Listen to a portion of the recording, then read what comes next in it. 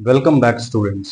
आज हम हैं एक नए वीडियो के साथ, एक नए चैप्टर के साथ, जो कि है आपका कॉस्ट। इस पर्टिकुलर चैप्टर में हम क्या देखने वाले हैं, क्योंकि कॉस्ट जो होता है किसी भी बिजनेस का बहुत इंपॉर्टेंट एलिमेंट होता है। तो हम कॉस्ट के बारे में पढ़ेंगे, कॉस्ट के डेफिनेशन के बारे में, cost function, types of cost, aspect of cost, then आपका डायग्राम्स हैं, उनके relationship between different types of cost. ये सारा कुछ हम कवर करने वाले हैं बहुत ही ब्रीफली इस पर्टिकुलर वीडियो में। तो चलिए शुरू करते हैं।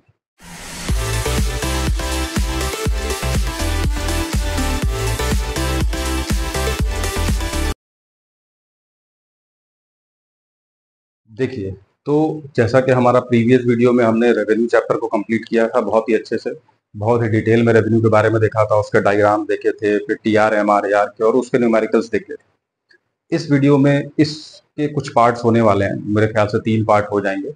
देखेंगे, अगर 3 पार्ट में कवर अप हो जाएगा तो बढ़िया है, नहीं तो फिर चौथा पार्ट के लिए हम जाएंगे। कोशिश रहेगी कि 3 पार्ट में हो जाए, वीडियो बहुत बड़ा ना हो, 10 से 15 मिनट, 12 मिनट बहुत है। इस पर्टिकुलर वाले पार्ट में, ये पार्ट 1 है आपका, इस पर्टिकुलर वाले पार्ट में हम देखने वाले हैं बेसिकली कॉस्ट क्या होता है, कॉस्ट के फंक्शन, एस्पेक्ट्स ऑफ कॉस्ट, जिसमें आपका real cost, money cost, explicit, implicit, ये सब हम देखेंगे। फिर आपका टाइप्स ऑफ कॉस्ट में variable cost, fix cost, semi variable cost, ये सब देखेंगे। फिर हम देखेंगे आपका जो है टाइप्स ऑफ कॉस्ट में और आते हैं total fix cost, total variable cost, ये सारा कुछ हम कवर करेंगे इस पर्टिकुलर वीडियो में। फिर रिलेशनशिप्स वगैरह हम लोग नेक्स्ट में देखेंगे। तो सबसे पहली बात ये होती है, कॉस्ट क्यों इतना इम्पोर्टेंट है किसी भी ऑर्गेनाइजेशन के लिए। तो ये बहुत बड़ी बात है, क्योंकि जब भी हम प्रॉफिट निकालते हैं, ठीक है, प्रॉफिट इज इक्वल टू क्या होता है, रेवेन्यू माइनस कॉस्ट। आपने पिछला चैप्टर पढ़ा रेवेन्यू, इसीलिए चैप्टर का सीक्वेंस भी मैंने बहुत अच्छे से बनाया। पिछला चैप्टर आपने रेवेन्यू पढ़ा है, ये चैप्टर आप कॉस्ट पढ़ेंगे, इसके बाद हम देखेंगे प्रोड्यूसर इक्विलिब्रियम, जहाँ पे प्रोड्यूसर मैक्सिमम प्रॉफिट कमाता हो, ठीक है। अब प्रॉफिट में रेवेन्यू माइनस कॉस्ट होता है। तो रेवेन्यू तो हमने जान लिया कि रेवेन्यू क्या होता है, चलो भाई टोटल ऑफ सेल्स रिसिप्ट, जितना हमने टोटल बेच दिया, that all amount is equal to revenue. Now what is the main important element is cost, क्योंकि if a company wants to increase the profit, अगर उसको ये बढ़ाना है तो उसके वो चाहे तो प्राइस बढ़ा सकती है, लेकिन प्राइस बढ़ाना एक अच्छी कंपनी की पहचान नहीं है। उसको क्या करना चाहिए, the company has to make an arrangement to minimize the cost of the production. जो कॉस्ट है अपने प्रोडक्शन का वो मिनिमाइज हो पाए, वही बहुत बड़ी चीज है। तो इसलिए उसको क्या करना पड़ेगा, इस एलिमेंट को बहुत ध्यान से देखना होगा और इसको मिनिमाइज करने की कोशिश करना होगा। जैसे फॉर एग्जाम्पल कोई प्रोडक्ट है 10 रुपए का, अब इसमें इसकी कॉस्ट लग रही है 8 रुपए, और इसका ये कॉस्ट है, ये इसका प्रॉफिट मार्जिन रखा गया है, ठीक है, ये इसका कॉस्ट है। अब अगर आपको ये इसकी प्राइस है, ठीक है, अगर हमें क्या करना हो कि इस प्रॉफिट मार्जिन को इंक्रीज करना हो, तो हम क्या करेंगे। सबसे आसान तरीका तो आप बताएंगे सर प्राइस बढ़ा दीजिए। ये आसान सुनने में लगता है पर आसान है नहीं, इतना इमीडिएट आप प्राइस राइज नहीं कर सकते। हो सकता है उसकी वजह से आपका डिमांड प्रोडक्ट कम हो जाए, तो सामान बिकेगा ही नहीं, तो आप फिर कमाएंगे क्या। तो इसलिए हम कोशिश करते हैं पहले इस एलिमेंट पे फोकस करने के लिए, जो कि है आपका कॉस्ट। और इस एलिमेंट पे फोकस करने के लिए हम क्या करेंगे, इसको मिनिमाइज करेंगे कि 7 रुपए हो जाए। जब आपका कॉस्ट 7 हो जाएगा तो ऑटोमेटिक प्रॉफिट आपका कितना हो गया, 3 रुपए। देखिए बढ़ गया ना प्रॉफिट, 2 से हो गया 3 रुपए। तो ये हमारा बेसिक चीज होता है कॉस्ट में। तो चलिए देखते हैं डेफिनेशन क्या है इसकी। आसान डेफिनेशन है, it is the sum total of monetary value of expenditure incurred by the producer by producing the goods and service. देखिए सिंपल है, जब भी हम सामान बनाने जाते हैं, ठीक है, कोई भी सामान बनाते हैं, तो अब उस सामान को बनाने के लिए, जैसे मान लीजिए ये हम मार्कर की बात कर लीजिए, मार्कर हमें बनाना है, तो इस मार्कर को बनाने के लिए इसमें प्लास्टिक तो लगी है ना, ये जो प्लास्टिक बाहर में ये प्लास्टिक लगी है, इसके अंदर भी फोम वगैरह टाइप का कुछ होता है, वो लगता है। तो ये सब क्या है, ये सब रॉ मटेरियल है। अब इस मार्कर का एमआरपी है 25 रुपए, क्या है, 25 रुपए इस मार्कर की एमआरपी है। अब इस एमआरपी में केवल ये तो प्राइस हो गया, इस प्राइस का 2 पार्ट होता है, हमेशा मैंने बताया आपको, एक तो हो गया आपका कॉस्ट, दूसरा हो गया प्रॉफिट। अब इसकी कॉस्ट जो लग रही है, मान लीजिए 15 रुपए इसकी कॉस्ट लग रही होगी, 10 रुपए ये प्रॉफिट रख के बेच रहा होगा, ठीक है। क्योंकि 10 रुपए इसलिए रखा जाता है क्योंकि जब प्रोड्यूसर कंपनी से माल बेचता है तो वो बेचता होगा इसको मात्र मान लीजिए 17-18 रुपए में। 15 कॉस्ट अपना कवर किया, 2-3 रुपए प्रॉफिट रखा, बेच दिया। फिर वो जाता है होलसेलर के पास, होलसेलर से रिटेलर के पास, फिर रिटेलर के बाद रिटेलर से कस्टमर के पास। तो रिटेलर से कस्टमर के पास वाला जो प्राइस होता है वो 25 रुपए वाला बेसिस पे चलता है। जैसे मैंने इसको 25 में खरीदा है, ठीक है, होलसेलर इसको 25 में नहीं खरीदा होगा, क्योंकि वो भी कुछ प्रॉफिट कमाएगा तभी तो आपका सामान बेचेगा। तो इसलिए ऐसा सिस्टम बनाया जाता है। अब यहाँ पे क्या है कि इस कॉस्ट के अंदर में क्या क्या चीजें हैं, तो भाई इसका जो रॉ मटेरियल लगा है, जो ये प्रोडक्ट हमने लिया है हाथ में, इसका प्लास्टिक वगैरह लगा है ना, रॉ मटेरियल हो गया। इसमें भी लेबर एक्सपेंसेस लगे होंगे, भाई लेबर काम कर रहे होंगे, इलेक्ट्रिसिटी लगी होगी, ठीक है। इलेक्ट्रिसिटी के अलावा फिर और भी जो स्टैम्प ड्यूटी और ऑफिस चार्जेस हैं वो लगे होंगे। मतलब बहुत सारे चार्जेस मिला के तब ये काउंट किया जाता है कि इसकी कॉस्ट कितनी होगी। इसलिए कॉस्ट को सही तरीके से नापना बहुत जरूरी होता है। तो यहाँ तो हम कॉस्ट को असरटेन नहीं करेंगे, यहाँ बेसिकली हम देखेंगे कि कॉस्ट के प्रकार क्या होते हैं, टाइप्स ऑफ कॉस्ट क्या होते हैं, और उनके रिलेशनशिप आपस में क्या है। इस चैप्टर में बेसिक हम यही देखना। जब आप ग्रेजुएशन में जाएंगे तो इसको असरटेनमेंट का भी तरीका है उसमें, ठीक है। कॉस्ट अकाउंटिंग होती है, अकाउंटिंग में जाएंगे तो उसमें बहुत अच्छे से इसको अकाउंटिंग ही की जाती है इसकी। फिलहाल हम देखते हैं। तो आपका डेफिनेशन बिल्कुल सिंपल है, क्या बोलता है कि जो भी प्रोडक्ट को बनाने में जो भी हमको लागत लगती हो, कॉस्ट मतलब सिंपली होता है लागत, ठीक है। तो जो भी लागत लगती हो वो सब क्या हो जाएगा, आपका कॉस्ट में आ जाएगा, जुड़ जाएगा आपका कॉस्ट में, ठीक है। अब इसी में एक टॉपिक है आपका कॉस्ट फंक्शन, जो कि इंपॉर्टेंट टॉपिक है। वो क्या बोलता है कि ये फंक्शनल रिलेशनशिप होता है कॉस्ट में और आउटपुट कितना बना, ठीक है। जैसे हमारा कॉस्ट कितना लगा, 10 रुपए लगा, 20 रुपए लगा, 30 रुपए लगा, और कितना आउटपुट प्रोड्यूस हुआ, उस दोनों के बीच में जो रिलेशनशिप होता है उसी को कॉस्ट फंक्शन कहा जाता है, जिसको डिनोट किया जाता है C is equal to F Q.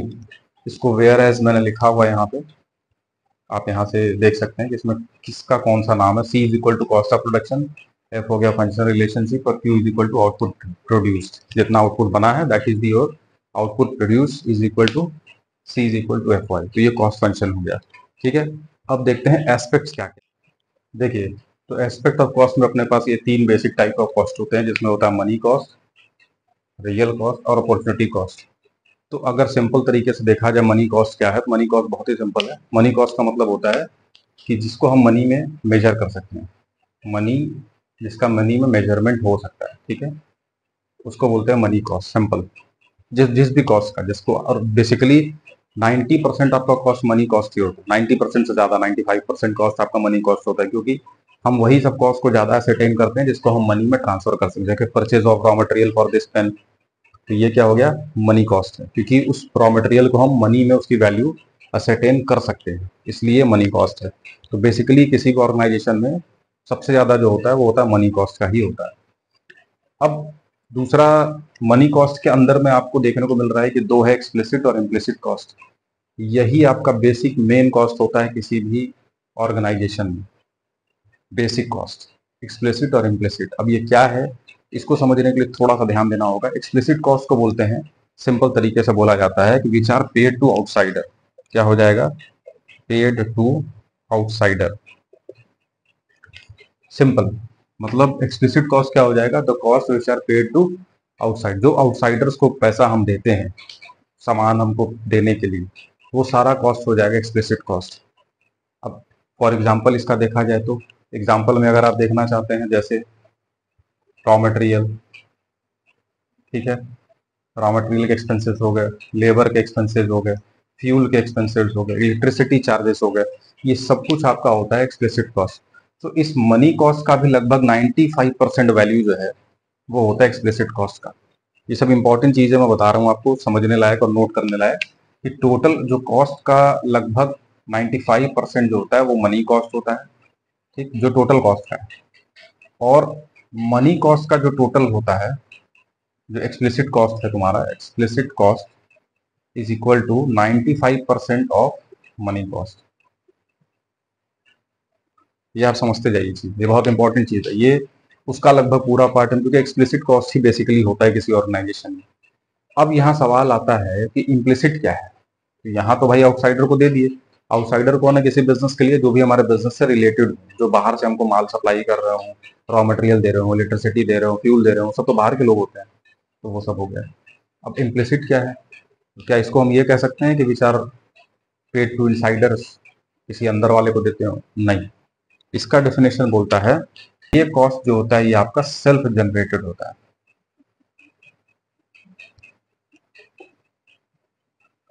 ठीक। इसको अदरवाइज अगर लिखना हो तो आप लिख सकते हैं नॉट पेड टू आउटसाइडर्स,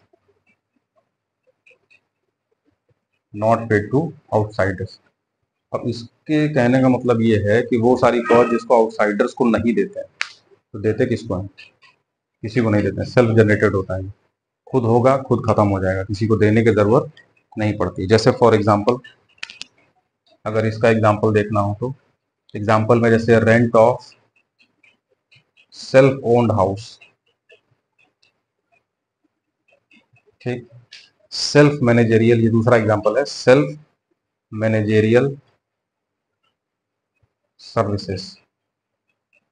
जैसे फॉर एग्जांपल डेप्रिसिएशन भी हो सकता है। जैसे फॉर एग्जांपल हम जो बिजनेस चला रहे हैं वो जमीन हमारी खुद की है, तो जमीन के खरीदने के कॉस्ट से हम बच गए, ठीक।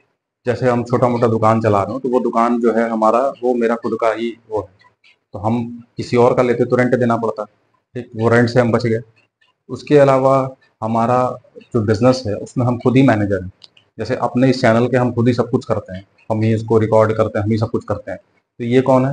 हम कई लोगों के तो और कॉस्ट बचा लिए ना, नहीं तो हमको फिर एक जो कन्वर्टर होता है वो अलग रखना पड़ता है, और तमाम चीज़ें जो होती हैं उसमें वो रखना पड़ता है। बिजनेस हम चला रहे हैं, हमको एक मैनेजर रखना पड़ता है, तो उसकी कॉस्ट तो बच गई। लेकिन हमको अगर ट्रू पिक्चर चाहिए, ट्रू पिक्चर मतलब ट्रू प्रॉफिट, एक्चुअल प्रॉफिट अगर पता लगाना होता है तो हमको क्या करना पड़ता है? एक्सप्लिसिट कॉस्ट के साथ साथ इम्प्लिसिट कॉस्ट को भी उसमें असरटेन करके माइनस करना होता है।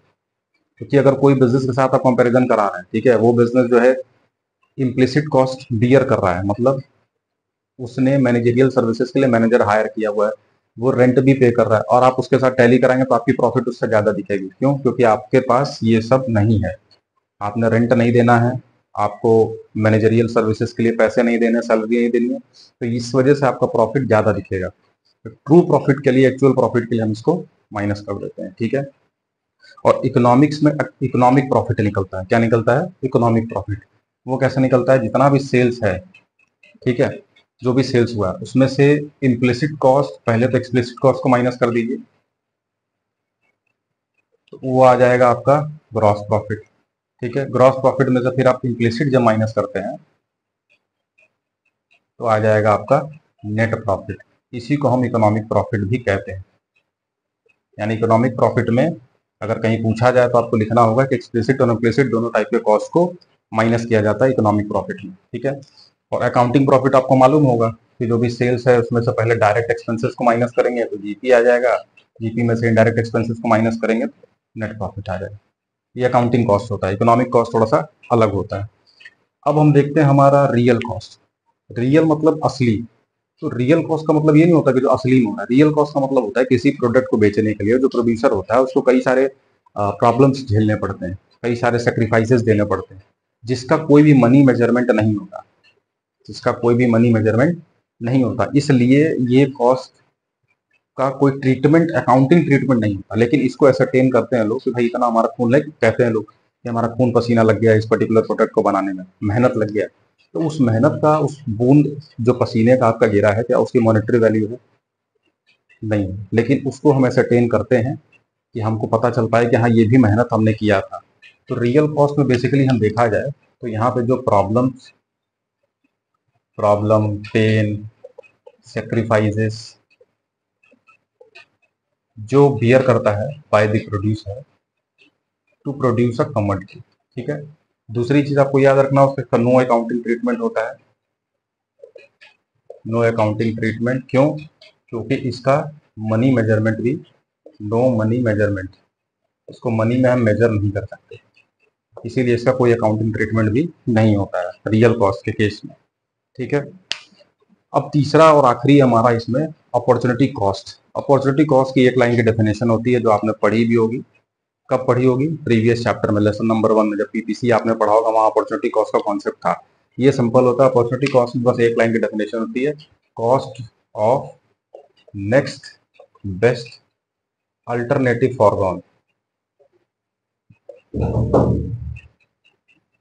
अल्टरनेटिव फॉरगॉन यानी आपके पास दो ऑप्शन है। सपोज मैंने आपको ऑप्शन दिया कि सपोज आप या फिर आइसक्रीम खाइए, ठीक है, और या फिर गोलगप्पे खाइए। आपके पास दो ऑप्शन, गोलगप्पा मान लीजिए 20 रुपए का है, आइसक्रीम मान लीजिए 40 रुपए की है। तो अब अगर जो बच्चे चूज करते हैं कि हम आइसक्रीम खा रहे हैं तो उनके लिए गोलगप्पा छूट गया, तो गोलगप्पे का जो दाम है जो था 20 रुपया, वो उनके आइसक्रीम खाने की अपॉर्चुनिटी कॉस्ट है, क्योंकि आइसक्रीम खाने के लिए उन्होंने गोलगप्पा छोड़ा। और जो बच्चे गोलगप्पा खा रहे हैं उनके लिए अपॉर्चुनिटी कॉस्ट हो जाएगी वो आइसक्रीम 40 रुपए वाली। तो अपॉर्चुनिटी कॉस्ट इसीलिए बोलता है next best alternative for gone, मतलब जो भी आप अल्टरनेटिव रखें उसको छोड़ने के लिए आपको क्या चाहिए। जैसे एक इसका इकोनॉमिक एग्जाम्पल भी आप देख लीजिए कि सपोज एक मैनेजर है जो कि काम कर रहा था सपोज 40,000 रुपए महीने पे, 40,000 पर मंथ, उसको ऑफर मिलता है 50,000 पर मंथ का। तब यहाँ अपॉर्चुनिटी कॉस्ट क्या होगी? आप बोलेंगे 10,000, क्योंकि दोनों का डिफरेंस 10,000 है। 10,000 इसमें अपॉर्चुनिटी कॉस्ट नहीं, तो उसने छोड़ा क्या? देखिए 50,000 वाली जॉब के लिए उसने कौन सा वाला जॉब छोड़ा? वो पूरा का पूरा 40,000 वाला जॉब, ये जो आपका 40,000 वाला जॉब है इसको उसको पूरा का पूरा छोड़ना पड़ा, तब जाके वो 50,000 वाला जॉब स्विच कर सकता है, अगर उसकी मर्जी हुई तो इस केस में अपॉर्चुनिटी कॉस्ट पूरा का पूरा 40,000 हो जाता है, क्योंकि वो पूरा का पूरा ही उसको छोड़ना पड़ा उस नए 50,000 को लेने के लिए। तो अपॉर्चुनिटी कॉस्ट आई होप बहुत अच्छे से समझ में आ गया होगा। ये रहा आपका एस्पेक्ट्स ऑफ कॉस्ट। अब हम देखेंगे अपना टाइप्स ऑफ कॉस्ट, ठीक है।